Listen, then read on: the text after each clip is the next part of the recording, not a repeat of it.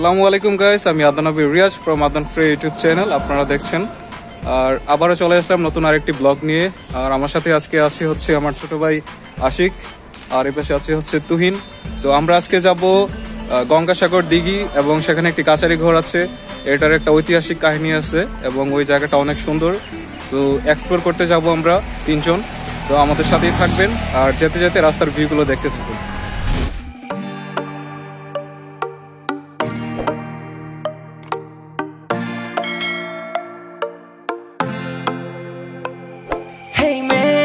তুই রাখিস কি খবর আমার মনে, তোরই প্রেমেরই তোলপার।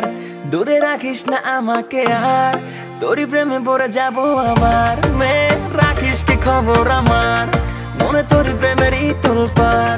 দূরে রাখিস না আমাকে আর, প্রেমে পড়ে যাব আবার। কেন জানি ঘুরে ফিরে তোর কাছে আসি, বারে বারে কেন তোর চোখ দেখে ফাঁসি। বল না রে মেয়ে, কিছু বল না রে তুই, তোকে কেন আমি ডুবে ডুবে এত ভালোবাসি। কেন জানি ঘুরে ফিরে তোর কাছে আসি, বারে বারে তোর চোখে চোখ রেখে ফাঁসি। গাইস, রাস্তার সিনেমাটিক শট দেখতে দেখতে আমরা চলে আসলাম গঙ্গাসাগর। আর এই গঙ্গাসাগর দিঘির নাম অনুসারে কিন্তু এখানে একটি রেলওয়ে স্টেশন আছে। এই যে দেখতে পাচ্ছেন গঙ্গাসাগর রেলওয়ে স্টেশন, এখানে লোকাল ট্রেনগুলো দাঁড়ায়।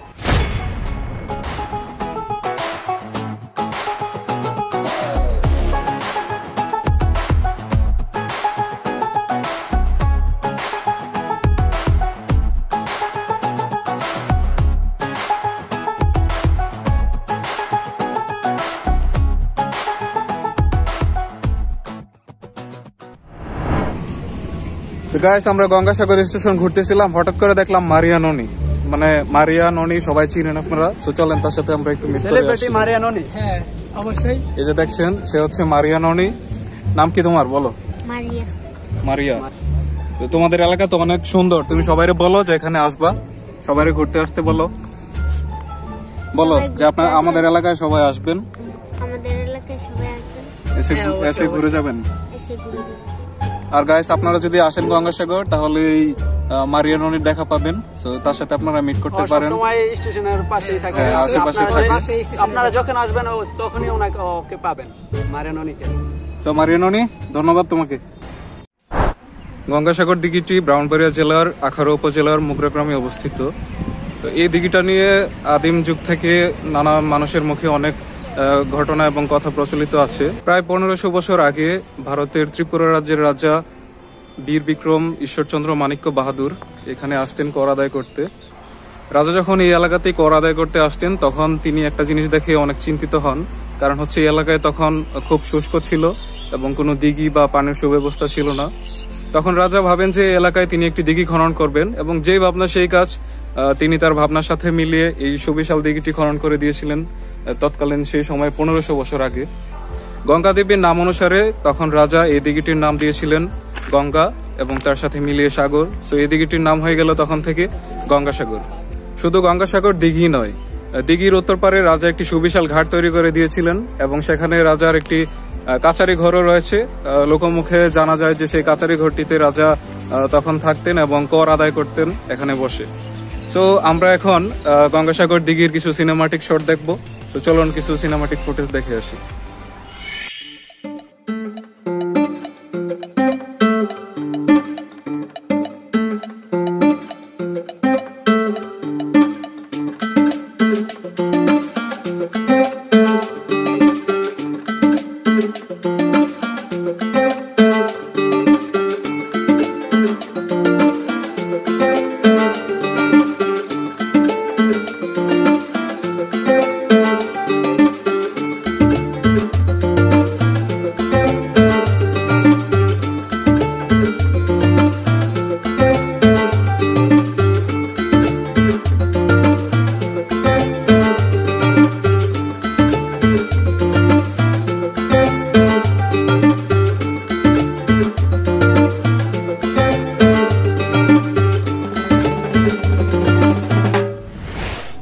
তো গাইস গঙ্গাসাগর দিঘিতে ঘুরতে ঘুরতে রোদের মধ্যে তুহিনের একটা জিনিস খেয়াল করলাম, তুহিন হালকা একটু কালো হয়ে গেছে। অনেক কালো হয়ে গেছে ভাই। অনেক কালো হয়ে গেছে না আশিক?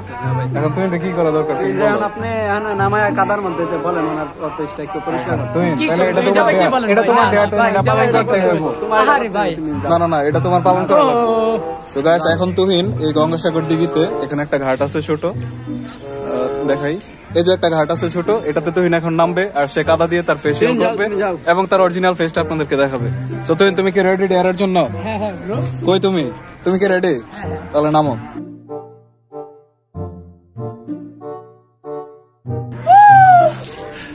আরে তুই পানি নাও রে, কাদা মাখ কাদা মাছ তোর ফেস অনেক কালো হয়ে গেছে। তুই কিন্তু ভাই আসলে তো কালো না। রেলি কালো হয়ে গেছে। হ্যাঁ এই যে কাদা, আরো বেশি আরো বেশি লো। এই যে কাদা, এই দেখো। মাছ মাছ এদিকে তাকায়া, এদিকে তাকা আহা এদিকে ইয়া ব্রো গঙ্গা সাগর ইয়া এবার ফেস দেলা।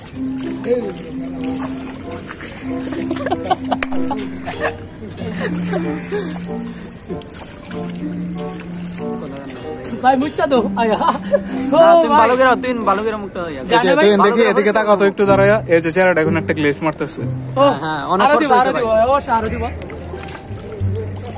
কোসকো সাবান মাখলো ভাই, এত পরিষ্কার না ওর ফেসটা এখন যত পরিষ্কার হয়েছে, ঠিক না ভাই? তার মানে তুই কাদা মেখে সাদা হইছস? তুই কাদা মাইকা সাদা হয়েছে। আপনারা যারা কাদা মাইকা সাদা হইতে চান তারা তুইনকে ফলো করুন।